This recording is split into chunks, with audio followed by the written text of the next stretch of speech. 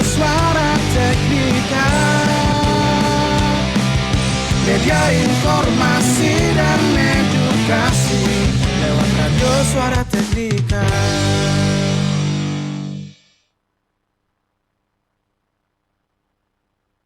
Mari belajar, kita berkarya menjadi yang terbaik di udara lewat radio Suara Teknika. Satukan cita, wujudkan mimpi di SMK Negeri 3 Singaraja lewat radio Suara Teknika. Mari belajar, mari berkarya, satukan langkah, jangan pernah menyerah. Mari belajar, kita berkarya menjadi yang terbaik di udara lewat radio Suara Teknika. Satukan cita, wujudkan mimpi di SMK Negeri 3 Singaraja lewat radio Suara Teknika. Mari belajar, kita berkarya menjadi yang terbaik di udara lewat radio Suara Teknika. Satukan cita, wujudkan mimpi di SMK Negeri 3 Singaraja lewat radio Suara Teknika. Lewat radio Suara Teknika.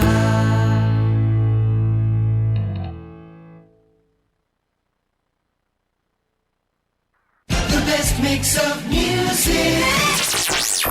107.7 FM.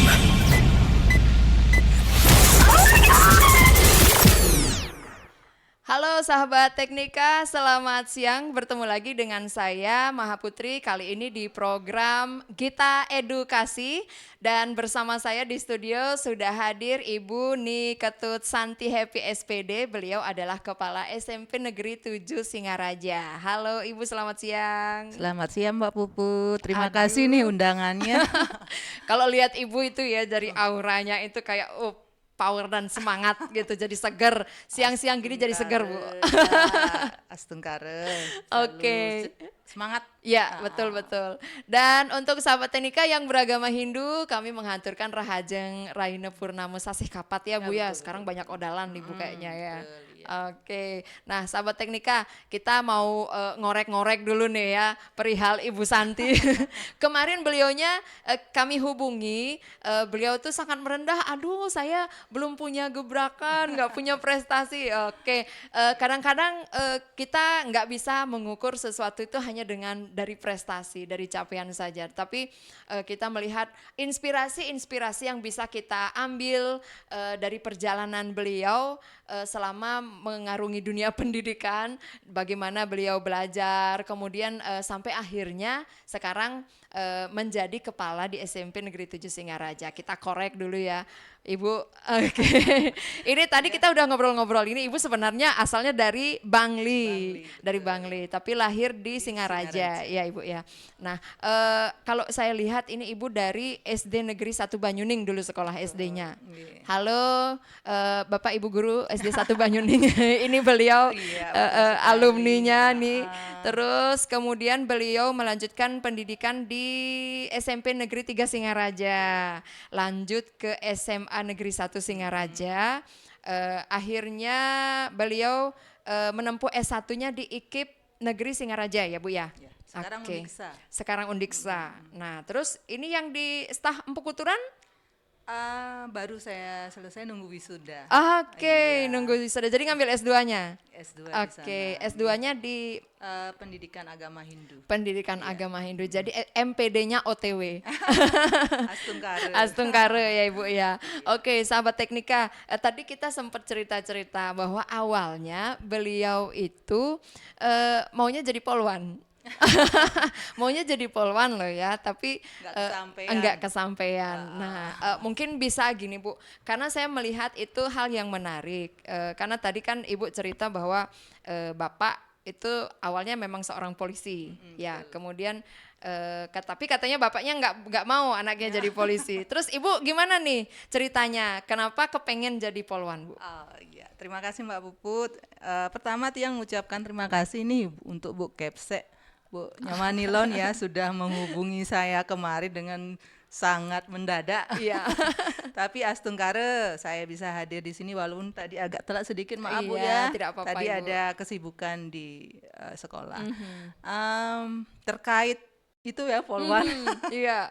Ya, mungkin kita percaya bahwa hidup kita itu sudah diatur dengan baik sama beliau ya. Jadi dulu tahun 97 saya tamat SMA 1, kita berdua di sana, ada teman saya juga polwan, nyari polwan, tapi saya yang belum beruntung, tidak beruntung di sana lah. Jadi kenapa saya pingin jadi polwan itu, saya lihat polwan itu keren ya, apa namanya, gagah kayak gitu, berwibawa. Jadi mungkin darah bapak saya juga ada di saya, jadi kepingin jadi Iya. polwan. Tetapi nasib berkata lain. Saya ada karma di pendidikan. Iya, betul sekali. Iya. Iya.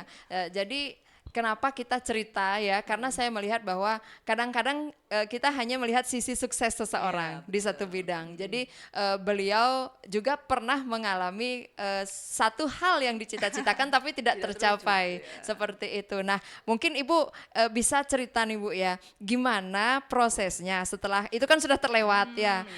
Kemudian mungkin apa hikmah yang Ibu ambil dari perjalanan, dari pengalaman itu, kan berarti kan ada momen ketika Ibu kecewa tapi kemudian akhirnya bisa bangkit. Iya, betul, Nah, terus gimana Bu motivasinya pada saat itu? Oke, itu perlu proses yang luar biasa kalau menurut saya, karena saat itu saya hanya kepingin bisa jadi polwan. Saya tidak sedikit pun ada terbesit mau jadi guru, nggak ada gitu. Jadi dengan semangat itu tanpa restu orang tua sebenarnya. Jadi bapak saya walaupun seorang polisi, beliau nggak ingin anak-anaknya jadi polisi. Saya anak ke-12 loh. Itu kalau istilah Bali duangkelan ya. Selusin ya, jadi Selusin. beliau almarhum bapak nggak ingin anaknya jadi TNI Polri, mengingat beliau itu angkatan pejuang. Ya, jadi kelahiran almarhum bapak itu 1927, beliau menikmati sekali proses bagaimana Indonesia itu berjuang ke kemerdekaan. Jadi berdasar dari pengalaman beliau nggak pengen sekali anaknya jadi anggota TNI Polri saat itu. Tapi karena saya orangnya kekeh, walaupun tanpa restu saya maju terus. Saya ke Polda, tesnya kan di Polda Bali itu. Jadi saya nginep di rumah kakak, berjuang jalan kaki dari Jalan Nangka ke Polda, karena di Denpasar itu kan susah ya. Gininya apa namanya, kadang transport itu nggak satu jalur, nggak satu jalur. Jadi dengan semangat yang luar biasa itu, saya sampai di titik Pantuhir, tapi itu dah nasib tidak di sana, jadi saya gugur di Pantuhir. Setelah itu saya sempat stres juga. Jadi bapak menyarankan untuk kuliah di Undiksa, IKIP waktu itu IKIP, ya. Tapi karena saya tidak punya sedikit pun gambaran terkait menjadi guru gitu, jadi saya sempat kekeh juga nggak mau. Jadi bapak agak emosi juga, jadi dikasih pilihan kedua nih, nikah aja. Pilihan yang tidak mungkin saya lakukan saat itu, karena saya nggak punya pacar. Takut dijodohin ya. Jadi di pikiran saya berpikir seperti ini. Kalau nikah, kita wanita perempuan Bali ya, secara general saya bilang, itu nanti kita nggak dapat apa. Ya, satu warisan nggak dapat ya, walaupun bagaimana kayanya orang tua kita. Kalau seorang wanita itu tidak punya pendidikan yang tinggi, dia akan menyia-nyiakan masa mudanya. Betul. Jadi saya berpikir, "Deh, ini bapaknya kayaknya mau lepas tanggung jawab deh dengan saya." Ya maaf ya Pak. Karena kalau saya nikah berarti saya nggak punya skill apa, tamat Iya. SMA mau jadi apa, ya bukan saya meremehkan pekerja-pekerja, enggak sih. Jadi saya berpikir saya harus memanfaatkan orang tua saya. Jadi walaupun dengan terpaksa akhirnya saya ikut saran Bapak untuk di IKIP Singaraja. Cuma saya bingung. Saya ngototnya, Pak, kalau gitu saya mau jadi di PJOK aja ya kuliahnya ya kayak gitu. Karena sebelumnya saya kan atlet beleng juga. Iya. Cabang napi, Bu? Saya atletik, jadi lari dan Iya. lempar. Aha. Bukan lari dari kenyataan, lempar masalah ya. Jadi saya dulu pelari jarak jauh, kemudian lempar saya dilempar lembing. Wow, keren. Jadi dulu sering saya kalau ada dulu 10K atau Denpasar saya selalu ikut gitu. Walaupun tidak bisa 3 besar, yang penting nyampe di finish Nyampe lah. finish lah ya, betul. Jadi saya minta di PJOK sama Bapak nggak setuju malah. Kalau kamu jadi PJOK nanti kesempatanmu sempit gitu. Karena jadi guru aja, kalau bahasa Inggris misalnya kamu bisa lebih luas jangkauannya gitu sih pandangan almarhum Bapak gitu. Jadi mungkin nama yang beliau berikan ke saya itu sudah nyambung ada dengan pendidikannya, betul. jadi nyambung ke bahasa Inggris gitu. Jadi ya akhirnya saya menikmati di bahasa Inggris, walaupun di awal-awal pasti ada struggling juga ya, Bu ya. luar biasa. Oke. Akhirnya saya mau putus itu semester 1 saya. Iya. Semester 1 ada sedikit beban karena saya berasal dari IPA kan, jurusan IPA di Semansa, tidak basic bahasanya ya termasuk kurang lah. Tiba-tiba ke bahasa Dan itu bahasa asing. luar biasa. Saya sampai istilahnya merasa tidak mampu gitu. Akhirnya almarhum Prof Agung yang sangat mendukung saya waktu itu, membimbing saya, menyadarkan saya bahwa beliau nanya, "Kenapa kamu seperti ini? Kenapa kamu nggak, anak SMA 1 masa seperti ini?" Dia bilang gitu, "Anak SMA 1 hebat loh kalau dia mau. Masalahnya kamu nggak mau gitu." Dia mengingatkan, saya cerita akhirnya kenapa kamu seperti ini. Saya bilang saya stres nggak lolos. Oke. Saya tidak punya cita-cita jadi guru seperti itu. Akhirnya beliau menyadarkan saya, tidak hanya Polan yang akan bisa dapat gaji, guru bisa dapat gaji juga, rezekinya lebih baik lagi gitu. Karena di pendidikan itu kita mengajarkan, kita berbagi kemampuan kita kepada anak-anak generasi muda, itu lebih luar biasa. Nah, beliau yang menyadarkan saya dari pingsan saya. Pokoknya kekehnya itu, Bu ya. Oke. Akhirnya saya jalani Astungkare, tamat di tahun keempat. Oke, wow, mantap. Jadi itu memang butuh perjuangan banget ya Ibu ya, karena kita sudah termindset. Nah, ini ceritanya sebenarnya sangat menginspirasi Bu, karena apa? Kondisi generasi muda sekarang, generasi muda kita yang sekarang ini, mereka itu lebih banyak ke mager, terus stuck ketika ketemu masalah itu stuck. Stuck. Jadi dia kayak nggak ada opsi untuk gimana caranya bisa bangun. Kadang-kadang dibangunin juga tetap diam kan, diam di tempat. Nah, jadi mungkin dari sini ya sahabat Teknika ya, terutama nih khusus untuk anak-anak muda, dan terlebih lagi kadang yang ngerasa dia salah jurusan, terus dipakai alasan untuk nggak bisa move on ya Ibu ya. Yang anak-anak SMK nih terutama. Dia maunya jurusan ini, tapi nggak dapet kan, jadi terdampar di jurusan lain, terus dia pakai alasan. Nah, ini bukti nyata beliau ketika sudah mendapat sentuhan dari seseorang, kemudian sentuhan itu harus disambut dengan membuka diri. Dan ini bukti nyatanya ya sahabat Teknika ya, akhirnya beliau sukses melewati apa yang menjadi titik, anggaplah itu titik terberat ya, titik terberat dalam hidup ibu ya. betul-betul sekali. Gitu ya sahabat Teknika. Jadi badai pasti berlalu kalau kita mau. Iya. Kalau mau ketemu pelangi kan harus hujan dulu. Betul, ya betul nggak? banget. Mendung Iya. dulu. Gimana kita mau lihat pelangi kalau nggak terus-terusan Iya, terang benderang? betul Ya? ya. Jadi ini bukan sekedar quote karena beliau sendiri sudah mengalami gitu. Kadang kan di IG tuh banyak berseliweran tuh sekarang quote-quote yang kayak gitu. Nah itu beliau mengatakan itu tidak hanya sekedar keindahan kata-kata karena beliau memang sudah mengalami dan sudah melihat pelanginya ibu ya.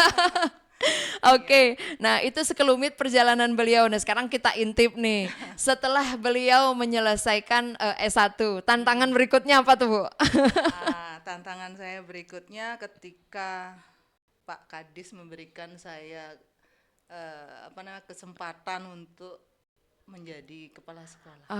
Ya, jadi dari guru ke kepala sekolah tentunya kita harus menyiapkan mental, Iya, terutama betul. mental itu ya. Jadi tantangan saya yang saya rasakan setelah saya jadi guru ketika dikasih kesempatan untuk itu. Jadi saya punya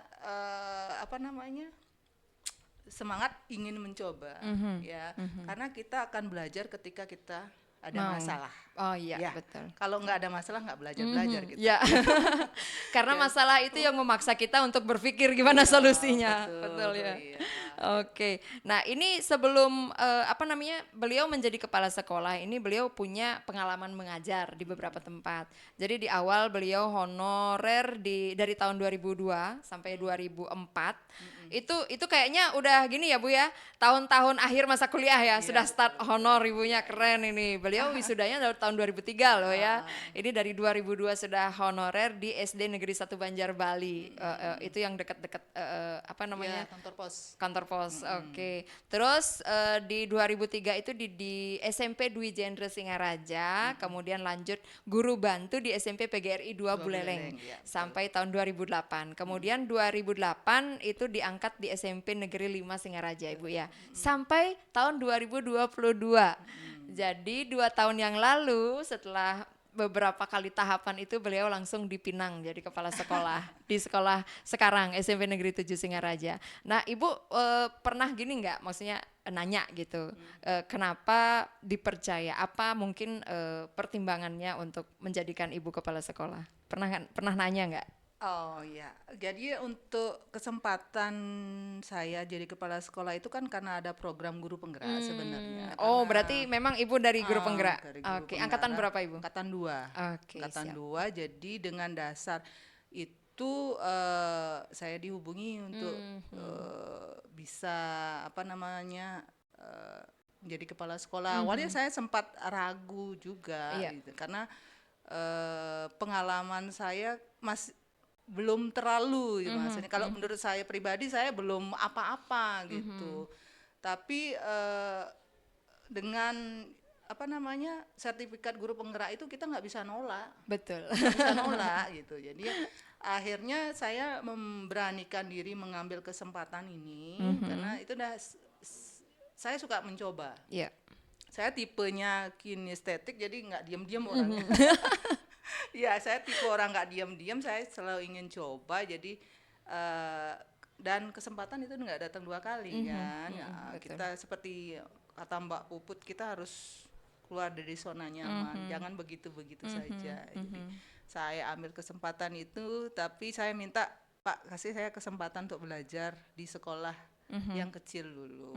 Jadi karena basic saya kan dari guru langsung ke kepala sekolah, jadi saya perlu mematangkan diri seperti itu. Jadi saya terima tawaran tersebut. Ya mudah-mudahan sekarang juga masih proses belajar sih Mbak Puput ya. Jadi saya belum apa-apa, belum ada apa-apanya. Akan selalu merendah ya Ya sahabat betul. Teknika.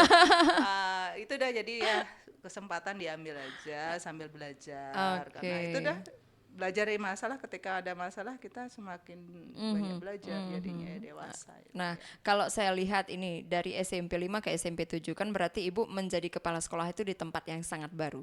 Betul. Jadi belum dikenal sama sekali. Nah, mungkin apa strategi Ibu? Jadi supaya kan kadang kita butuh penyesuaian, tapi karena tugas kita itu sebagai kepala sekolah, kita nggak bisa berlama-lama penyesuaiannya. Nah, kalau dari pengalaman Ibu sendiri, mungkin hal apa yang Ibu terapkan?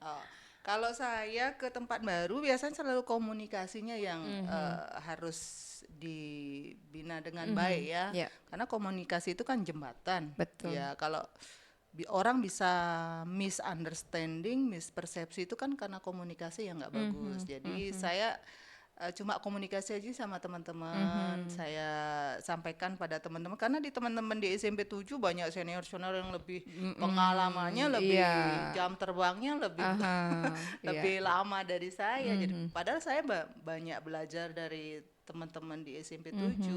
Jadi saya di sana menganggap kita itu adalah sebuah tim. Saya tidak merasa menjadi pemimpin yang harus dihormati, ditakuti, enggak. Jadi saya berkolaborasi sama teman-teman bahwa kita itu satu tim, sebuah mesin bisa berjalan dengan lancar jika semua partikel-partikel penyusun mesin baik yang kecil, yang sedang, yang besar harus saling bekerja sama, harus bekerja sama baru bisa jalan. Nah, kalau saya ego saya yang jalan harus begini harus begitu, takutnya mereka malah diam nggak mau bergerak. Jadi saya komunikasi aja yang lebih intensif kepada mereka. Apa sih kendalanya di mana, apa yang perlu kita butuhkan seperti itu. Jadi nyambung jadinya. Itu aja sih, komunikasi aja. Oke. Nah, dari sekian ya Bu ya sekolah yang sudah Ibu pernah terjun di sana, tentunya setiap sekolah itu punya tipikal karakter peserta didiknya agak beda-beda, meskipun kadang kita berdekatan ya, lokasi itu berdekatan, cuman kadang-kadang ada karakter-karakter tertentu yang menonjol dari keseluruhan siswa secara umum. Nah, mungkin dari pengalaman menghadapi siswa itu Ibu, apa mungkin hal menarik yang Ibu temukan yang akhirnya yang mungkin yang membuat Ibu merasa tertantang atau bagaimana, atau merasa wah ini keistimewaan mereka atau bagaimana? Ya kalau di SMP 7 ya terus terang dari sekian tempat pernah saya bertugas. Kalau SMP 7 itu kan di Desa Alasangker, ya jauh lah maksudnya dari perkotaan. Kemudian kalau dilihat dari segi ekonomi masyarakat di sana masih kalangan menengah ke bawah ya. Jadi kalau saya lihat di karakter anak di sana masih bisa dibentuk. Ya, jadi untuk menentang itu masih sedikit lah. Masih ada takut. Ada takut. Jadi masih tahu batas lah mereka. Masih tahu batas, masih menghormati guru itu masih dia sangat profesi kita itu dihargai di sana. Jadi anak-anak nurut kalau kita bilang apa mau. Perlu Mbak Puput tahu kita di SMP 7 nggak punya pagar loh.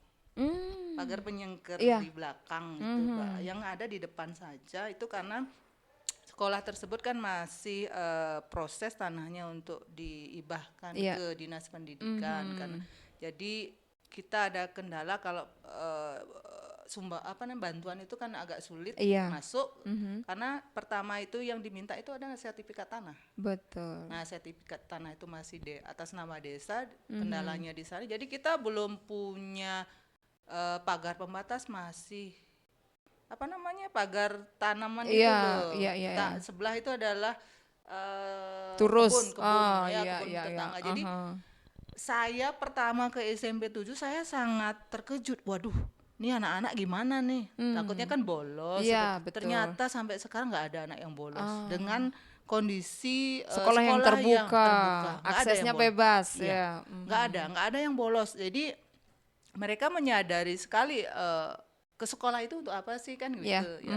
Jadi untuk belajar. Nah, disinilah tugas kita sebagai pendidik membuat mereka nyaman untuk belajar. Walaupun dengan kondisi lingkungan yang bisa dikatakan tidak mendukung, tetapi kalau kenyamanan kita bisa berikan ke anak-anak, mereka tidak akan merasa kalau ke sekolah itu beban, ketakutan.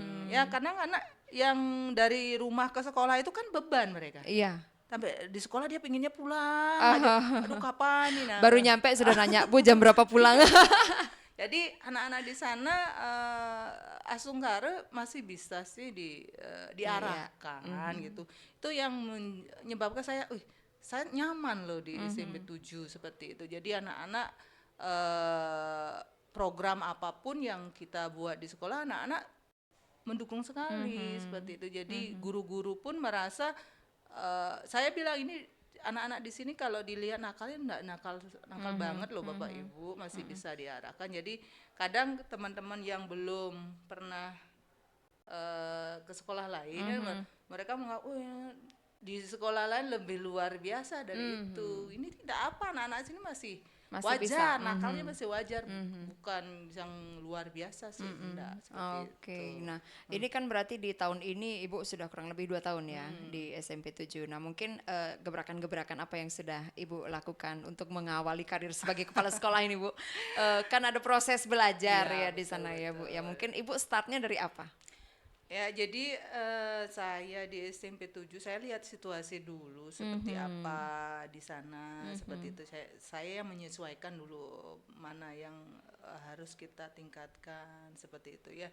Jadi kalau program saya sih masih jauh dari teman-teman yang lain ya. Saya program itu ke anak ya, ke siswa, ke pendidik. Jadi kalau saya ada beberapa program di sekolah yaitu Bajra. Bajra itu bangun jiwa raganya. Cie, Ya. mantap. Kemudian kalau literasi numerasi juga ada, itu namanya Batman. Batman, baca, tampilkan, mantapkan. Ya. Wow. Kemudian ada juga kemarin yang dapat apresiasi dari provinsi itu ada program tabungan pelajar ya. Itu semilir. Seminggu 5.000. Seminggu 5.000. Semilir, memang semilir banget deh. Seminggu 5.000. Iya, jadi itu kalau program Bajra itu ada beberapa kegiatan di sana.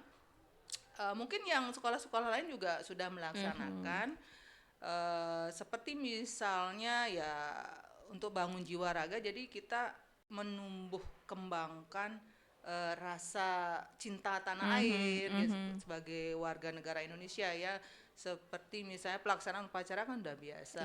Kalau kita selain itu kita sembahyang bersama, jadi Bapak Ibu guru, anak-anak sembahyang di lapangan bersama. Kebetulan kan siswa kami tidak terlalu banyak, ya sekitar 400 lebih itulah, 430-an situ, jadi lebih gampang handle ya. Pagi kita sembahyang bersama, kemudian kita menggandeng meditasi transendental. Ya, punya Pak Darte yang dari Bali Mandara. Oke. Jadi di setiap kegiatan MPLS tahun ajaran baru kita selalu ada sosialisasi terkait meditasi transendental. Jadi ya, anak-anak dibimbing ya. Nah, itu kita laksanakan habis Trisandi bersama di lapangan. Jadi Bapak Ibu guru juga duduk bersama, kita namakan hening ya. Kalau meditasi nanti terkesannya serius banget. Serius banget. Jadi hening gitu. Setelah itu baru kita adakan kegiatan literasi numerasi gitu. Kemudian untuk raganya biasanya kita ada gerakan makan bersama itu di hari Jumat. Ya, tiap Jumat kita sarapan bersama, duduk di lapangan, lesehan dah. Jadi satu untuk meningkatkan rasa kekeluargaan ya, menyame. Ya nak balik ada megibung. Ya, betul. Ya, kan megibung. Kalau kita juga seperti itu konsepnya, duduk bersama melingkar. Yang tidak bawa atau lupa singlah bekal, karena kita di desa anak-anak kan kadang ekonomi keluarga nggak mendukung.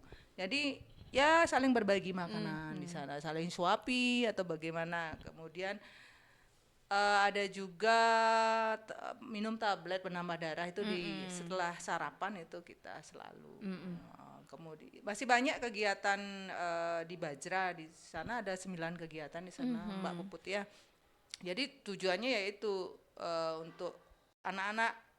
Awalnya saya ketika di SMP 7 Senin itu banyak sekali siswa yang pingsan upacara. Ah. Karena kita lapangan apa namanya Oh, tidak matahari. ada matahari Terik banget terik ya. banget, Jadi nggak ada tidak perindang. tidak ada perindang, itu yang menyebabkan banyak anak-anak yang Pingsan akhirnya. Saya gali apa sih akar masalah dari kok anak-anak seperti itu. Kemudian itu dah saya kebetulan saya dipanggil untuk ikut gerakan sekolah sehat juga di Jogja waktu itu. Saya terapkan itu. Kemudian saya kantin juga saya lihat, saya cek juga kan anak-anak belanja setiap hari kan di kantin. Iya, betul.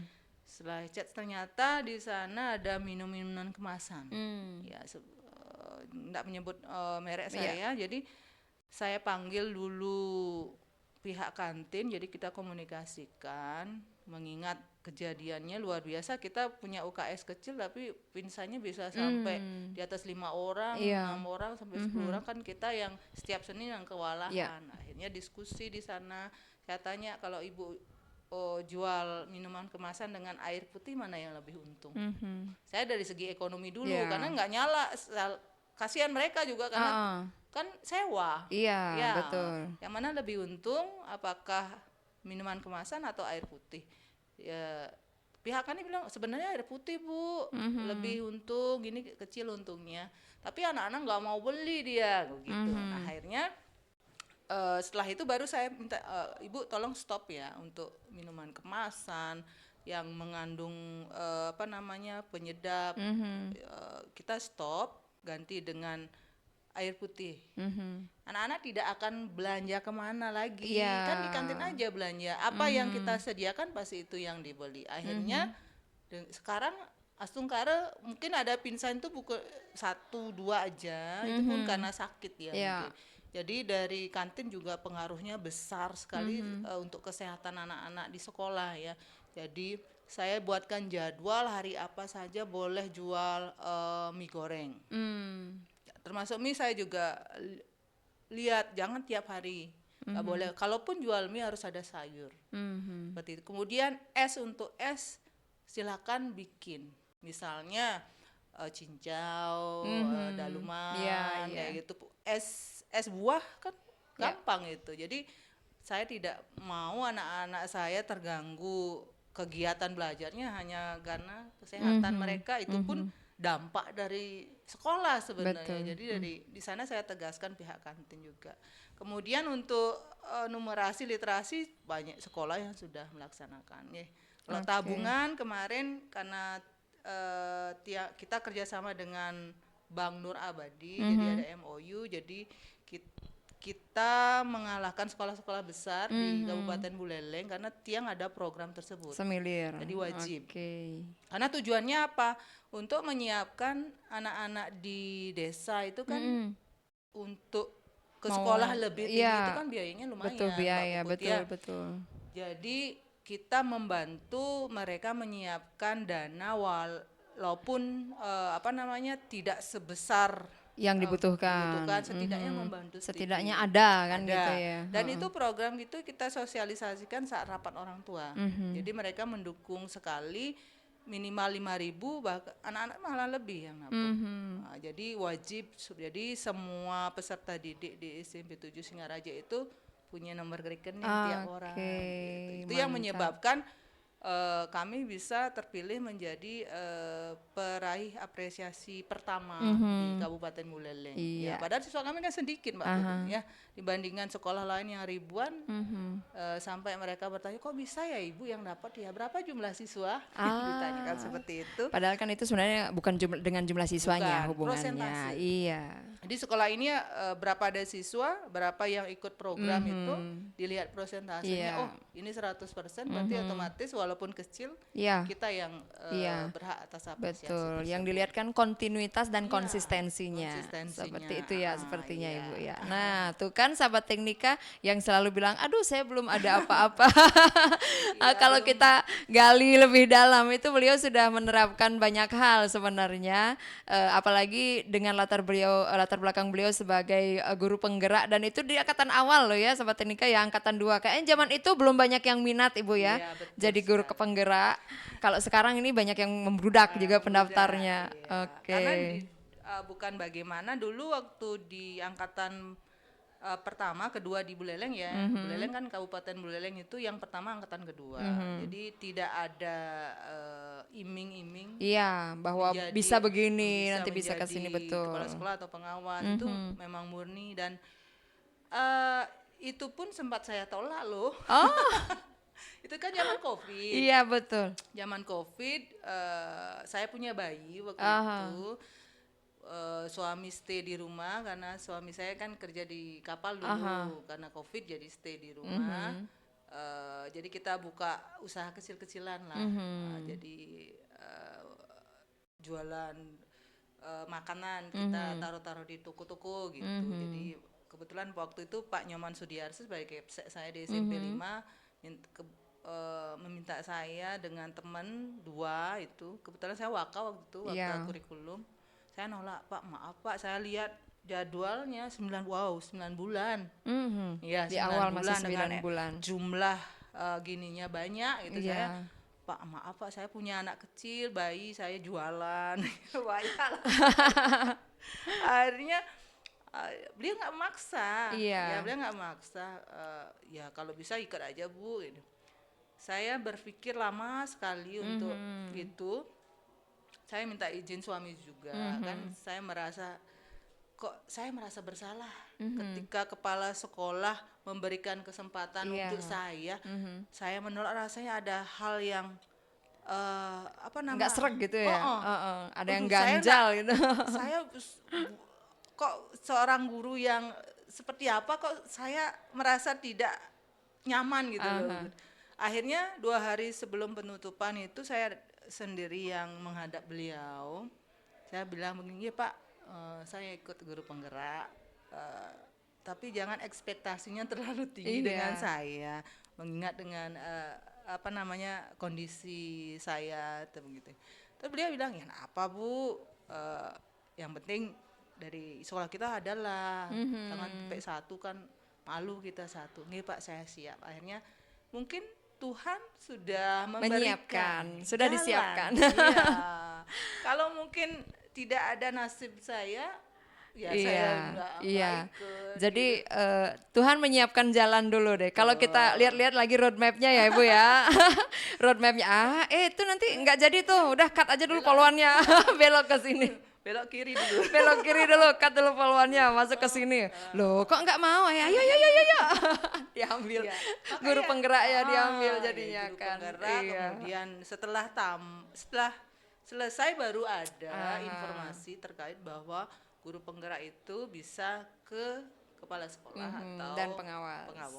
Setelah tamat loh, bukan sebelum tamat. Dan saya itu pun terkejut, nggak sedikit pun di benak saya itu berambisi untuk itu kesana. Iya. Tapi hidup yang membuat saya harus kesana. Jadi memang benar-benar itulah yang sudah disiapkan oleh beliau. Plan B-nya tinggal menjalani ya tinggal menjalani. Jadi kalau dibayangin Ibu dulu lolos di Pantohir, kemudian jadi poluan, nggak tahu mungkin sekarang ditempatkan di mana Ibu ya. Mungkin kalau nggak ada nasib saya sana balik pulang. Iya. Ada masalah yang saya temui nanti. Iya, Kan betul. Nah, ini banyak banget nih inspirasi yang kita dapat hari ini ya Sobat Teknika. Cuman karena waktu kita harus tahan-tahan ini. Mungkin nanti lain waktu kita akan bisa lanjut lagi ngobrol dengan Ibu. Oke, terakhir nih Ibu ya. Mohon ini diberikan mungkin apa yang bisa Ibu sharing, Ibu sampaikan supaya ada semangat lah, motivasi lah ya untuk anak-anak didik kita khususnya di Buleleng. Terus juga mungkin sedikit motivasi juga untuk rekan-rekan guru kita. Silakan. Oke. Jadi untuk peserta didik anak-anak Indonesia ya semua ya, kita memang di era globalisasi ini kita disediakan begitu banyak kemudahan ya, tetapi jangan terlena. Di balik kemudahan ada tantangan yang harus kita hadapi. Jadi generasi kita dikenal dengan generasi strawberry ya, kalau di orang barat namanya sandwich ya, generation namanya ya. Jadi kalau anak-anak muda ketika ketemu masalah jangan cepat rapuh ya. Karena apa? Untuk menjadi kita kuat, untuk kita bisa menjadi orang yang sukses, kita harus keluar keringat dulu, keluar air mata dulu. Kita harus berjuang, tidak mudah untuk mencapai hal yang kita inginkan. Betul. Ya, tapi ketika sedikit kena masalah kalian sudah rapuh, itu akan menyebabkan kita nggak bisa lebih dari apa yang kita harapkan. Jadi seperti itu. Jadi anak-anak generasi muda ya harus kuat, hadapi segala rintangan yang ada, dan ingat, berlian itu akan berharga jika digosok, ya, betul. jika dipanaskan, nah itu baru akan bisa menjadi Berkilau. ya seperti itu. Untuk Bapak Ibu guru, semangat untuk mencerdaskan generasi kita, Generasi ya, muda kita. karena profesi guru itu profesi yang luar biasa loh, ya luar biasa. Kalau kita bisa bekerja dengan ikhlas, yakin segala sesuatunya akan dimudahkan. Iya, Oke. Jangan beban loh. Ya, jadi jangan guru, beban jadi guru. Iya, seperti itu. Oke, wow. Mantap sekali obrolan kita hari ini, Ibu. Terima kasih banyak. Terima kasih banyak-banyak ya sudah berkenan meluangkan waktu di sela-sela kesibukan beliau menemani kita di Gita Edukasi untuk hari ini Kamis 17 Oktober 2024. Sampai ketemu di lain waktu, Ibu. Iya, Mudah-mudahan terima nanti kasih. ada lagi kesempatan untuk kita berbincang. Astungkare. Terima kasih Mbak Puput. Oke. Bu Kepsek juga terima Iya. kasih ya. Kebetulan kayaknya beliau lagi ada dinas luar ini hari ini. Iya, betul. Salam sama beliau. Oke, mantap. Salam disampaikan, Ibu. Mudah-mudahan Ibu juga nonton ya. Oke, sahabat Teknika, demikian Gita Edukasi untuk edisi hari ini. Mudah-mudahan bisa memberikan Anda inspirasi, kemudian motivasi bagaimana supaya apapun yang kita hadapi, kita menemukan titik untuk bangkit kembali, move on lagi, seperti itu. Kita akan ketemu lagi di program-program yang lain. Tetap stay tune di Suara Teknika 107,7 FM dan pantau terus akun medsos kita. Sampai jumpa. Ya, terima kasih.